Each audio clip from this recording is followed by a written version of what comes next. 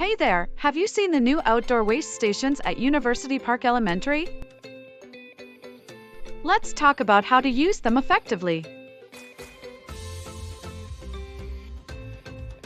Did you know that diverting waste from the landfill, we can reduce greenhouse gas emissions? It's true.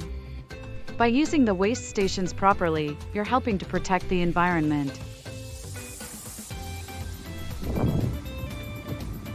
Here's how to use the waste stations. Trash goes in the black trash bin. This includes things that cannot go in any of the other bins, like squeeze pouches and lids and dirty snack tubes, and wrappers, like yogurt tubes. Recyclables go in the blue recycling bin. Things like paper and cardboard can be recycled. Compost goes in the green compost bin.